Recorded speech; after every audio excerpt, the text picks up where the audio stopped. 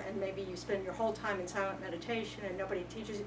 Let me tell you, the monks and nuns have been studying. They study all night. They study all kinds of texts. It's, they're very learned about the teachings. It's just not, it's not what happens in retreat, because they have a different style of meditation. It's a different tool. But it's this, but you definitely need something to be working with other than what you've done so far, because that really isn't working so well.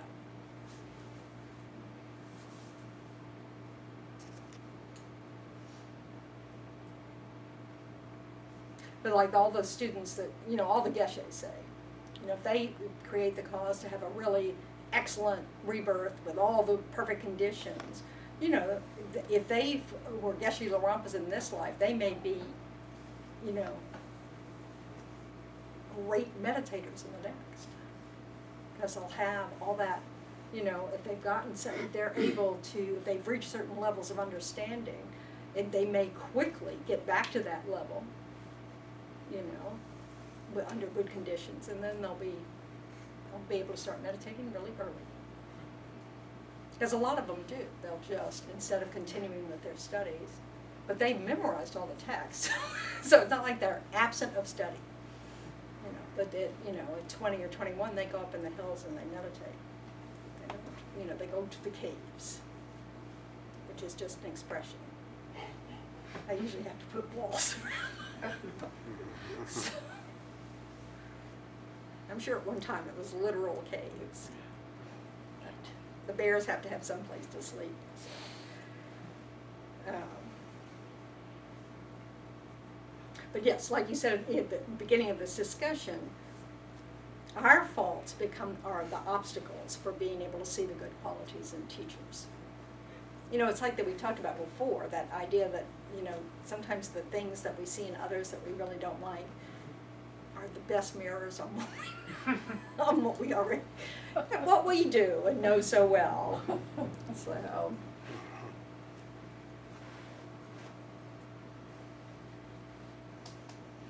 So your guru might have good qualities and only slight faults. But if we just concentrate on those faults, that's going to block our attainments.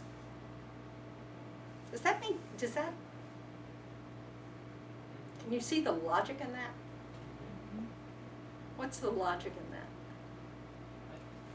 So when I heard that, I think about how your feeling at a certain moment can distort your perception a lot. I think, for example, you might exaggerate someone's good qualities. At the same time, I can see how exaggerating negative qualities can be a hindrance here, especially because the Dharma is so valuable that if you're doubting your teacher, you might not have the same experience or be able to. And what are you paying attention to? The negative qualities, not the positive. Not the positive qualities. What are you going to learn there? How to get better at being, faulty?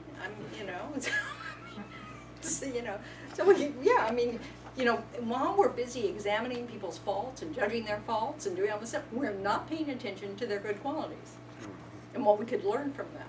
So, there's a logic here to this, and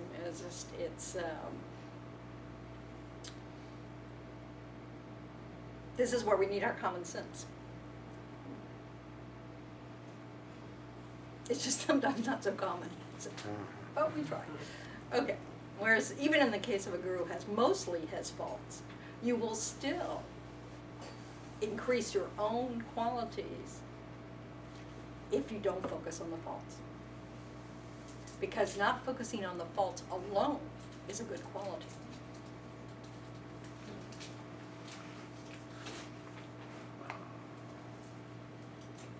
This is getting at our Buddha nature.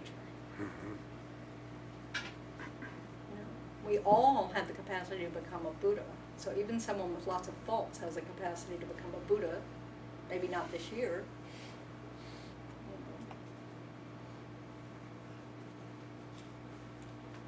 Okay. Do I want to go here?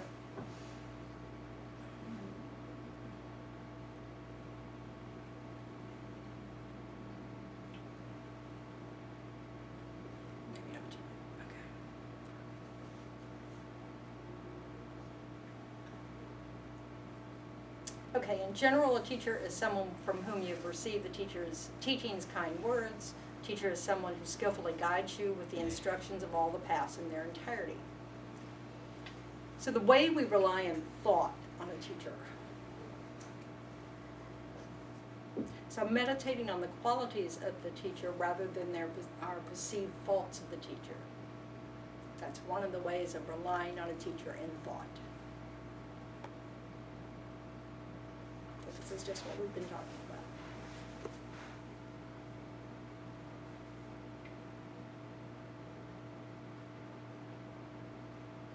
Good qualities. The word for good qualities is yunten. So sometimes you'll hear of monastic. Their name might be yunten. So yunten indicates a definite positive quality. What does that mean? This is again in context. Positive qualities are not ones that we just think are positive qualities. They are qualities that the Buddha taught definitely lead you out of suffering. So when they use terms like yunten, they're not talking about what someone just thinks is a good quality. They're talking about what the Buddha said was a good quality. So we tend to use language much more loosely than that, you know. So I guess if someone has a tendency to have correct states of mind, would that be a yontin? Well, what are some good qualities that are in the teachings? Patience, Okay, Compassion. love, compassion, love, Generosity. generosity, Protection from harm. protection from harm, which is a type of generosity. Is it, or is it a type of ethics? I think it's a type of generosity. But also, you know, like, okay, so killing is a non-virtue. So what's a virtue? not killing. Not killing. We're refraining from killing. Stealing is a non-virtue. So what's a virtue? Refrain. Not Huh? stealing. Non-stealing. So we go. So basically, you could say it's respecting others' belongings, their life and their belongings. You know, sexual misconduct is about stealing someone's relationship. You know, interfering with people's relationships. Divisive speech is is sort of making the decision that those people shouldn't have harmony. I'm going to split them up. About arrogance. It's just like unbelievable. So, you know, so these are, you know, it's now, and the Buddha said this is from his experience, from what once he was able to have no ignorance about all of his past lives, was able to say, oh, this leads to that, this leads to that, this leads to that, this leads to this, you know, and so, you know, the positive qualities lead to happiness and positive resources. The negative qualities lead to suffering. They're not qualities. The negative actions and negative thoughts lead to suffering. That's what determines positive and negative in this context. It doesn't mean we would agree with these things as well, but you know, it's just important. I remember, you know, I've told y'all, you know, when 9/11 occurred. So I was in class, I guess that night, right after, and Geshe Gellick was saying how we got into this discussion, not him and I, the class, you know, about this idea that the pilots, or the people who became the pilots and flew into the buildings, felt that they were going to have virtues. They were going to have positive things as a result, because what they had done was virtuous, because they killed the infidels or whatever. I don't know what the language is or the jargon is. You know, and Geshe kept saying, no, it cannot be a virtue. They are, you know, it's not a virtue. It doesn't matter whether they thought it was a virtue, it's not a virtue. And it will not end up well for them. Because they're very precise about language. They don't, you know, what our opinion is about what something is carries no weight. It's just whether or not it is correct according to the teachings. You know, so it's, you know, so it cannot be virtuous by virtue of you thinking it's virtuous. It can only be virtuous if it leads to happiness. Anything that harms living beings cannot end well. So it's, so I just want to emphasize that, because they're very particular about that. And so when you're reading text, you want to understand that it isn't just somebody's opinion. It's from seeing the laws of cause and effect experientially, from having no ignorance. We don't have that ability now. We can't see all the connections between causes and effects. So that's something that comes with realizations. So when you have, like when you have karma binding, you can start to remember some of your past lives. And that will help our understanding of cause and effect.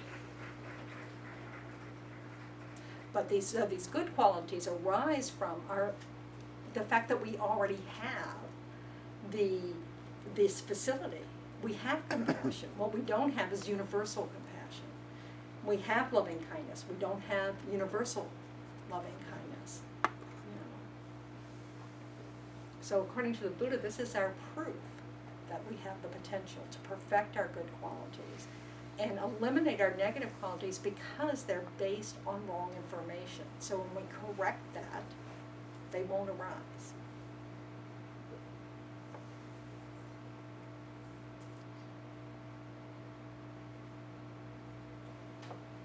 Okay.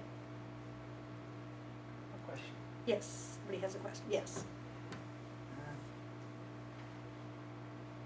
How do the teachings instruct you to deal with conflict when you... Kindly. So if there is a person who is coming to harm you, Or you think it's coming to harm you. yes, it's imminent, it's Mhm. going to harm you. And for you to apply the protecting of you or of a loving person, you have to make a decision around suffering the harm or inflict harm. How does the teaching It deal with depends. this? I mean, basically, everything's independent arising, so you need lots of information. There's no just right or wrong answer. Yeah, I'm not looking for that. I'm looking for... Okay, so that's how I'm starting the answer, Okay. is that it depends. So part of what depends is if you have the responsibility to protect someone, like your children. Okay? So you're in the context of you're a parent, and your children are there and they're in danger. That's a factor in what might influence what you decide to do, because you're their parent. You know, they're alive because you chose to have children, you know, or inadvertently had children, but you are now responsible for them. So you have to weigh that into it, you know. So it's just a matter of you deciding what to do, you know. So it's not, you know, so you have to decide. It's not that somebody comes down and say, you know, there is always going to be some negativity associated with killing, even if you're doing it to protect your children. It's just that the act of killing is a natural negativity. But how heavy of a negativity depends on your motivation, all the other things that are in play, you know. So it's not like there's just an absolute, you know, don't do that. It's more of just understand what all the consequences are. Because one of those consequences is that you are going to have there's going to be a negative effect from harming someone else, period. That is a period, you know, but just how, you know, but you may still choose, well, I'm going to do that because I have a responsibility to my children. I'm willing to do that. So it's always best to get out of the way. You know, you don't harm someone just because you can. You know, even if they're trying to harm you, you still don't want to harm anybody if you can avoid it. That's the best situation, but it's not always the possible one. You know, but it's not, there's no principle at stake. And just, you know, you're wrong, so I'm going to beat you up. You know, that's just childish. So, you know, even though they want to harm you, that's not. So running the other direction's always recommended, if you can avoid it. That's the best thing to do. So another good quality is recognizing your own faults and applying the effort of correcting those faults.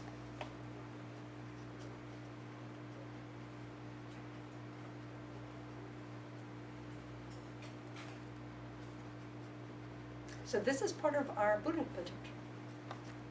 The fact that we have we can take our wisdom and kind of go, ooh, that doesn't look like I'm,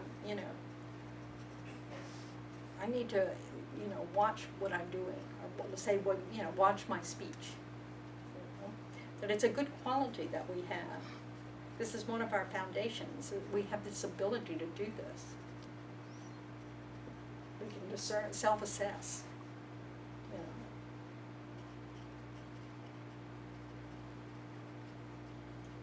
So again, it's not expecting perfection out of people. It's looking at, do they make any attempt to correct,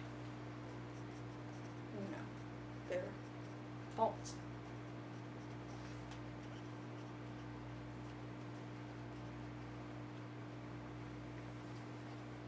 So when we focus on the good qualities of our teacher, we're looking at the basis of Buddhahood, which are their existing good qualities like compassion and love and patience, their ability to know their deficiencies, and their diligence in applying antidotes. We are seeing the evidence that we too can attain these good qualities.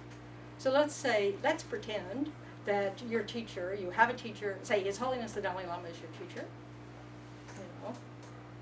and he's a Buddha. Say, that you don't really have any doubt. You don't have proof because you can't know unless you're also a Buddha. But even a Buddha will model this behavior to show the students what to do. Because it's an important practice.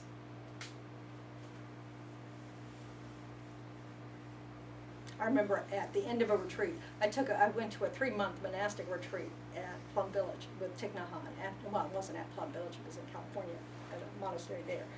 So I was a nun, I was a Tibetan nun, but I went to the monastic retreat. And at the end of the retreat, they have a practice called shining light, which is a Buddhist practice.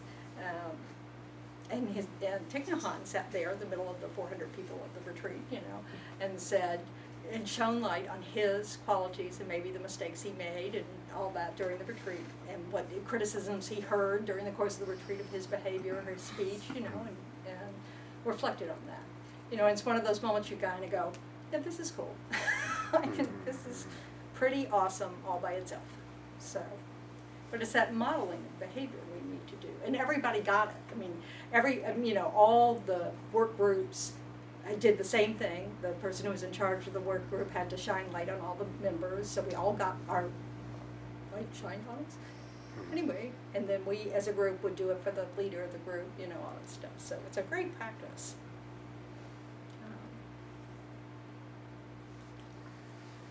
And you really get modeled what's appropriate speech for doing this.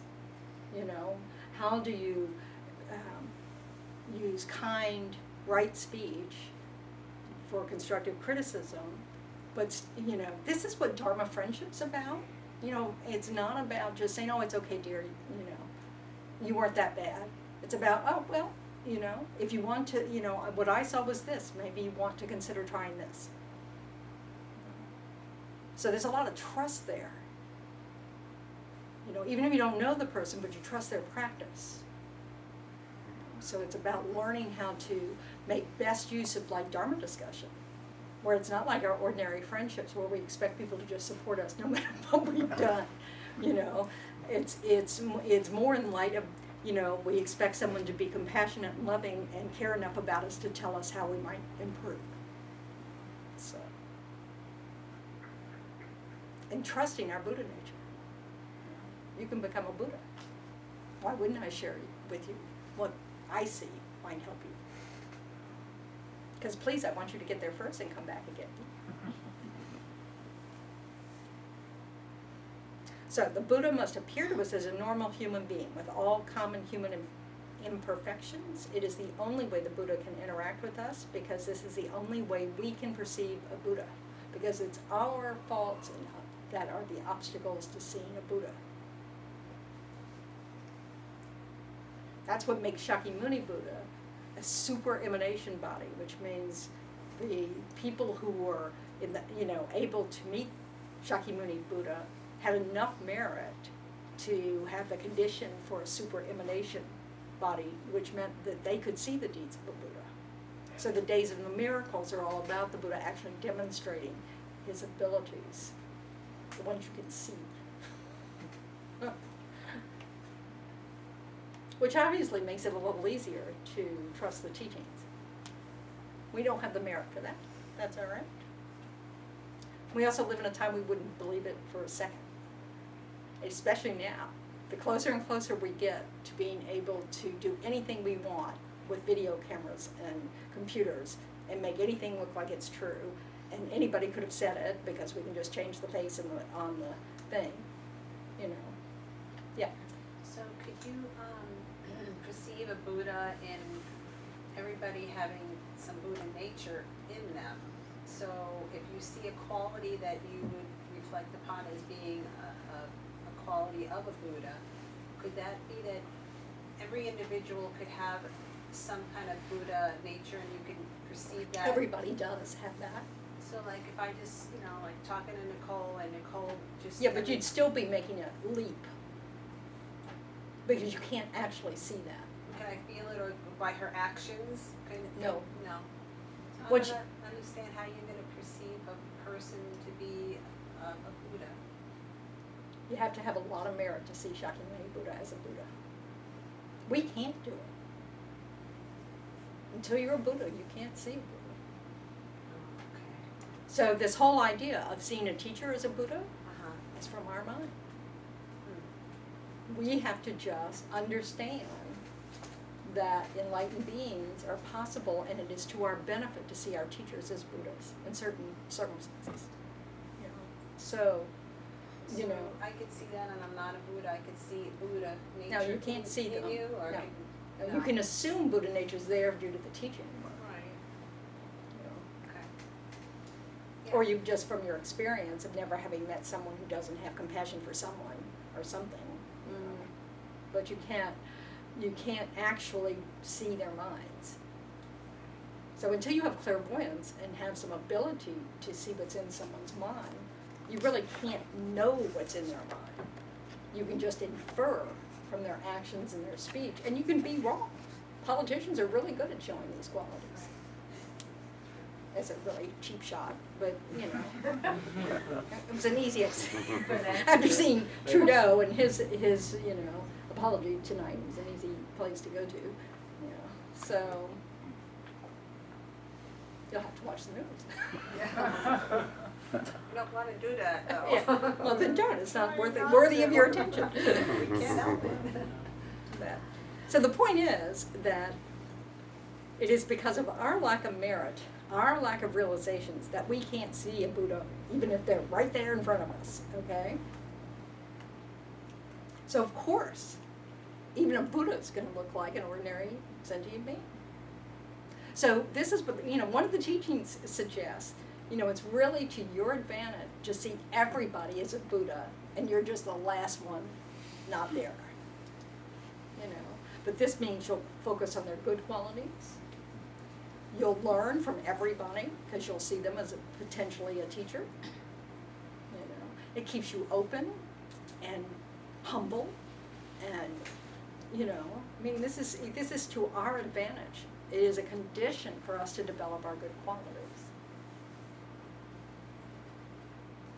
Venerable Tenrin, when I'm watching videos of His Holiness, in a way, as much as I love just seeing him, what I really also love is seeing the audience faces. Just the effect that he has on people, like when he walks to the dais or whatever, their faces are just so incredible. But and it's so interesting, because I think that's what you're seeing. Because I also watch the YouTubes and watch the people falling asleep in the chairs, you know, so. Right. So, you know, but it's true. I mean, he has this effect. But just like at the time of the Buddha was not universally popular, you know. So even a Buddha who can show the deeds of a Buddha is still not going to be seen as a Buddha by everyone, Right. you know. So, you know. Wouldn't, Yes, Rob. wouldn't this also aid in the couple of the things that we're looking to find in our guru, respect and awe, right? If we're, Yep. And you just want it to be genuine. You know, it's just, you know, it's not something you want to try to cultivate. You want it to be your response to that. You know, so you just wait until you best, and if you meet your teacher, you'll have some of these experiences. So.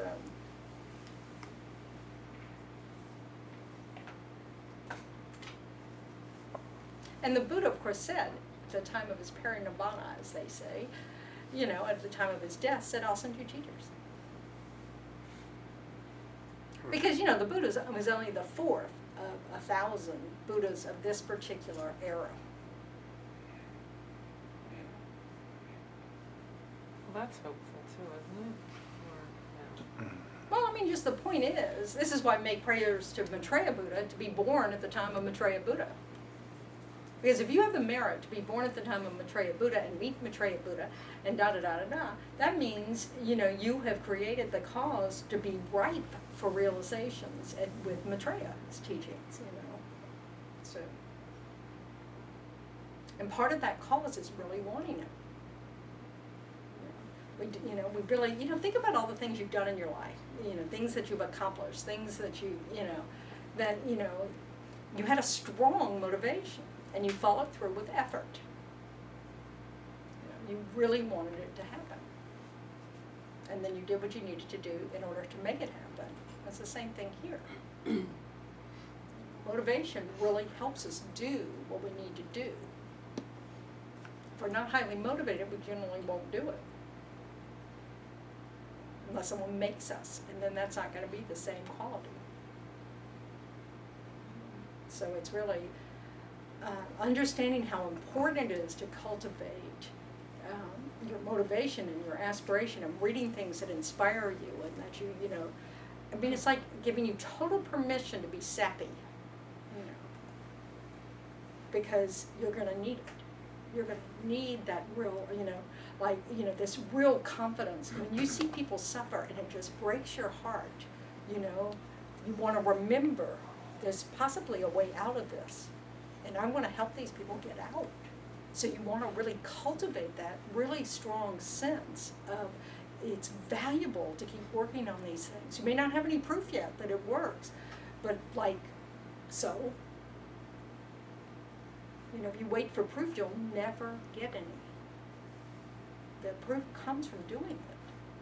So it's just, you know, so all those moments where your heart's, you know, moves, you know, where you have to share the joy of a child learning something new, whatever it is, you know, you really want to milk them for all it's worth, you know, and say, oh yeah, that's right, this is why I want to try harder in my practice, because I want to have, you know, be part of the condition to help others only have these experiences of joy, of learning, of, you know, finding out how to remove themselves from suffering, because suffering sucks.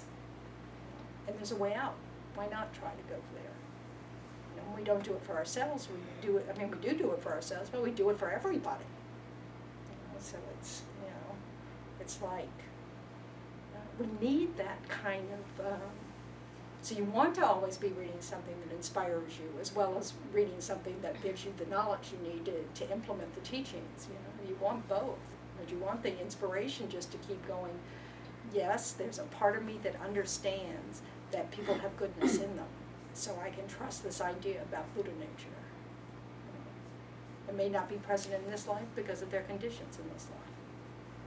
You know, but I've been a jerk, so, you know, maybe it's possible those conditions can change. You know, but we need to really be inspired, because it's hard work. And it's not just like, it's not so much hard work as it is, you know, we have to be mindful all the time. We have to develop that wish to be mindful all the time. And we have to be paying attention to what we're doing and what we're thinking and what we're saying and how we're acting. You know, so it's, you know, that takes a lot of, you know, practice to do that. And so we really, you know, we need to be inspired to do that. You know, so. So it's helpful to have those moments of awe. You know, it's like, oh, I want to be like that. You know, so it's those. You know, it's just. And whenever you see anybody who does something like, oh man, I wish I was like that. I wish I could think of those things. You know, people who help others in any moment. You know, it's just like, ooh, I want to be like that.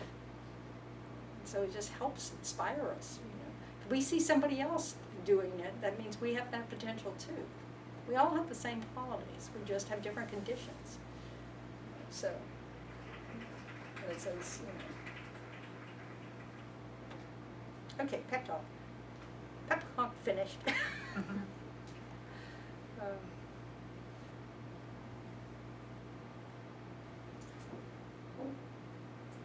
So if you stumble and start to fall off a cliff into a deep ravine, but are prevented from falling because of a friend, imagine your gratitude for that friend. That's what our teachers are trying to accomplish for us with their teachings. That's what our teachers see. You know, they see, you know, that anything that we do that leads to suffering, you know, means that we might get stuck in some sorrow for another few eons, and they're really trying to help us, you know, prevent that. So it's just, you know, it's like any, you know, anytime somebody, I don't know, it tells you, oh, there's a car coming, and so you know, you wait a little longer at the stop sign, you know, and you're just like, oh, I really didn't see it. You know? I'm so glad you said that. You know, that this is what you know, this is what enlightened beings are trying to do for us, is to help us see that, you know, that truck that's about to hit us. So we're not going, what truck? We're going that truck. So, anyway. So, what'd you think?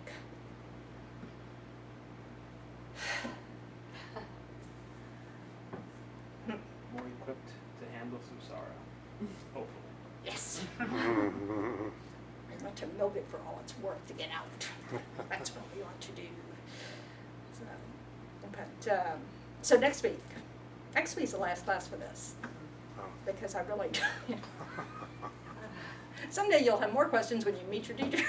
It's like, actually, you won't have any questions when you meet your teacher. It's sort of like, oh yeah, now it's falling into place. So, but you know, so next week we'll talk a little bit about this idea of seeing a teacher as a Buddha, you know, and the commitments. You know, what does it mean to say, you know, that to rely on a teacher in thought and in action. We'll look a little more at that, and just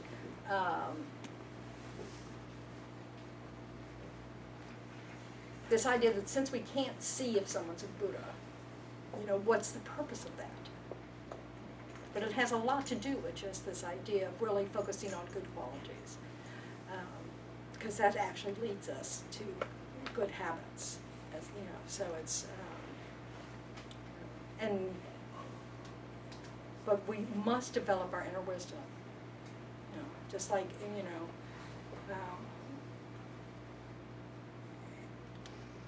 if teachers are not Buddhists, they are who they appear to be, and they appear to you as not a Buddha, you know, there's some sark means, and they will make mistakes, and you want to be aware that, you know, that you don't listen to someone just because they have the title of teacher, and even if you chose them as your teacher, you know, that if they are making a mistake that will harm you, that you do not follow that. That you just, you know, we need our inner wisdom. We don't have the ability to tell who's a Buddha and who's not, so we don't want to assume someone's a Buddha and just do whatever they say because, you know, we think they're a Buddha. The Buddha clearly said, don't do that. If a teacher gives you advice to do something that you just think contradicts the teachings, don't do it. It's really important. walk away from a teacher, but you just don't do it with anger and disparagement. You just walk away. So, okay? All right, what do you think? We good? Good. No? What about the Were you- warnings of breaking your bond with the teacher? Yeah, that's part of what we'll talk about. Yeah, okay. You know, but mainly, it's that if you have commitments, like if you take refuge, or you take the lay vows, or you take vows of monks and nuns, if you take the, if you take initiations, if you take the bodhisattva vows, then you get these commitments to do, they're, how many bodhisattva vows? 18 bodhisattva vows with 46 secondary bodhisattva vows, and you have tantric vows, and you have all these vows and more vows, and if you break those, then you're harming the teacher. So